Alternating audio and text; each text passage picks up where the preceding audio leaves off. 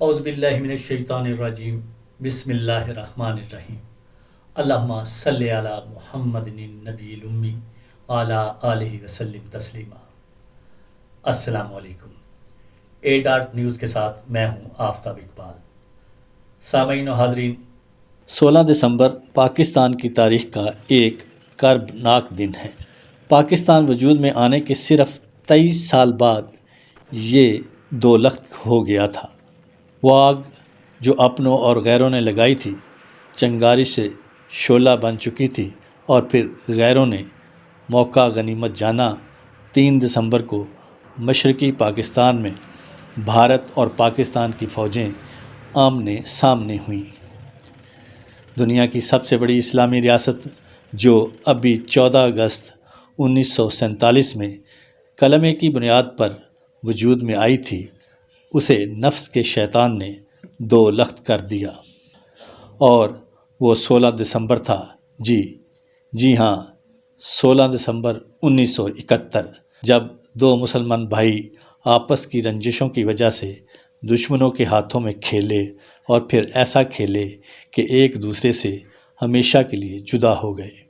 مسلمانوں جن کو ان کے نبی اکرم صلی اللہ علیہ وآلہ وسلم نے جسد واحد، اخوت، ایثار اور قربانی کا درس دیا تھا، تب بھی اور آج بھی اس سبق کو بھلائے ہوئے ہیں، اور چھوٹے چھوٹے ٹکڑوں میں بٹے ہوئے ہیں، اور مزید بٹتے جا رہے ہیں۔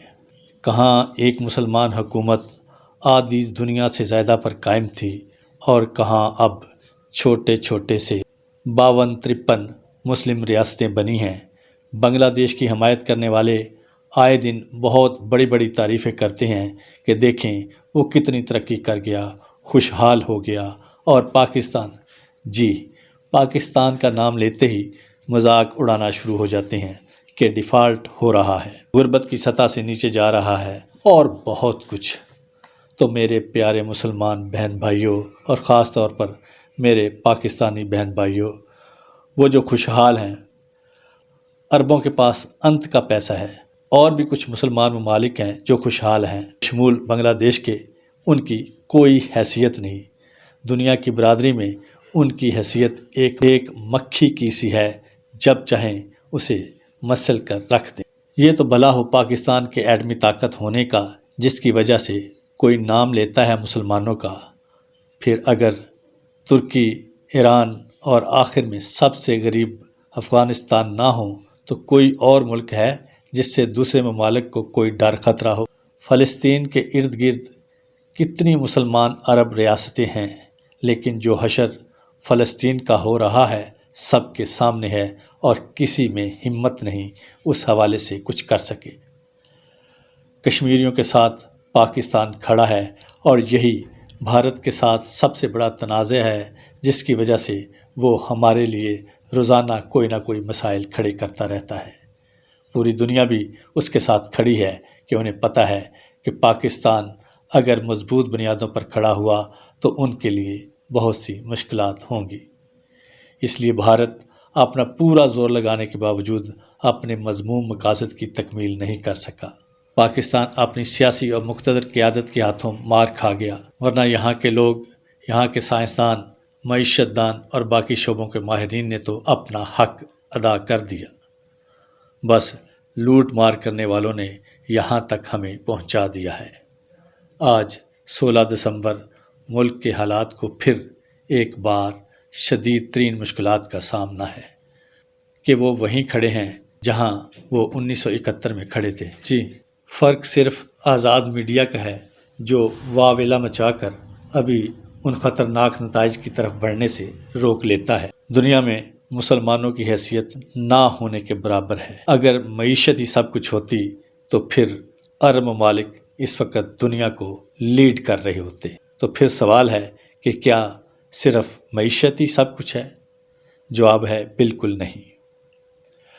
اگر ہمیں دنیا کا مقابلہ کرنا ہے تو ہمیں سائنس اور ٹیکنالوجی، جدید ترین علوم کے ساتھ آگے بڑھنا ہوگا۔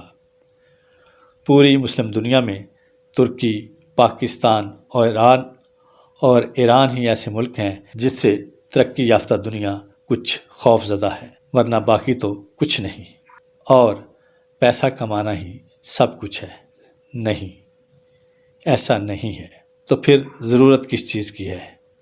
ایک مضبوط مخلص قیادت کی۔ پاکستان کو بھی ضرورت ہے اور اسلامی دنیا کو بھی، ورنہ کسی کی داستان نہیں ہوگی داستانوں میں۔ پاکستان کو اگر قائد اعظم جیسی مدبر اور مخلص قیادت میسر آ گئی تو 16 دسمبر 1971 کے سانے کی اہمیت خود بخود ختم ہو جائے گی، ورنہ ہر روز ایک نیا 16 دسمبر سامنے کھڑا ہے۔ 16 دسمبر کو ہی ایک اور دلخراش واقعہ پیش آیا، اے پی ایس میں بچوں کی شہادت کا واقعہ۔ آج سانحہ اے پی ایس کو 8 برس بیت گئے، لیکن زخم تازہ ہیں، بلکہ بہت تازہ ہیں۔ ماؤں کی آنکھوں سے آنسو ابھی نہیں تھمے، باپوں کی کمر مزید جھک گئی ہے، بچوں کی آنکھوں سے خوف ابھی بھی نمایاں ہے۔ میرے شہید اساتذہ کا لہو ابھی مہک رہا ہے۔ ہم اکٹھے ہوئے تھے جیسے 51 سال پہلے مشرقی پاکستان کے جانے کے بعد اکٹھے ہوئے تھے، پھر جلد ہی بکھرنے لگے۔ اسی طرح آج سے 8 سال پہلے 2014 میں بھی بچوں کی قربانیوں نے ہمیں اکٹھا کیا تھا اور ایک نیشنل ایکشن پلان بنا تھا۔ ہم نے دہشت گردی کو ہمیشہ کے لیے ختم کرنے کا عزم کیا تھا، آپس میں ایک مٹھ ہو کے مضبوطی کے ساتھ کھڑے ہونے کا عزم کیا تھا، ایک دوسرے کا سہارا بننے کا عزم کیا تھا۔ دہشت گردی کے خلاف کامیابی تو کچھ ہم نے حاصل کی، لیکن پھر ہماری سانس اکھڑنے لگی۔ پھر ایک نیا تماشا شروع ہوا، بین الاقوامی طاقتوں کا اندرونی طاقتوں کے ساتھ مل کر نیا اور خوفناک تماشا، اور کچھ حد تک مضبوط ہوتا پاکستان ایک مرتبہ پھر کمزور ہونے لگا۔ اور آج 16 دسمبر 2022 جب ہمیں اس ملک کے دشمنوں کو سخت سزا دینی تھی، ہمیں ایک مرتبہ پھر بیرونی ایجنڈے کے سامنے ہتھیار پھینکنے پر مجبور کیا جا رہا ہے۔ ہم نے اے پی ایس کے شہید بچوں اور اساتذہ اور دوسرے شہیدوں سے وعدہ کیا تھا کہ اب تمہارے ساتھیوں کو، تمہارے دوستوں کو، تمہارے ماں باپ کو، تمہارے ماں جائوں کو، تمہارے آئندہ آنے والے بہن بھائیوں کو مضبوط، مستحکم، محفوظ ملک اور پناہ ملے گی، لیکن ہم یہ نہیں کر سکے۔ آج ہم اسی جگہ کھڑے ہیں جہاں ہم اپنے مفادات کی خاطر، نہ ہمیں اپنی آئندہ نسلوں کی کوئی پرواہ ہے اور نہ اس ملک کی کھوکھلی ہوتی بنیادوں کی، ہمیں صرف اپنی کرسی، اپنی بینک بیلنس اور اپنے عہدوں کی پرواہ ہے۔ عوام کو اب یہ دیکھنا ہوگا، کیا وہ اسی طرح بیرونی اور اندرونی طاقتوں کو اس ملک کے ساتھ کھیل کھیلتا دیکھتے رہیں گے، یا وہ خود آگے آئیں گے؟ اس وقت پاکستان کو ایک انقلاب کی ضرورت ہے، اور یہ انقلاب عوام کے ذریعے ہی آئے گا۔ عوام کو اور خصوصاً نوجوانوں کو اب اس ملک کی باغ ڈور سنبھالنا ہوگی۔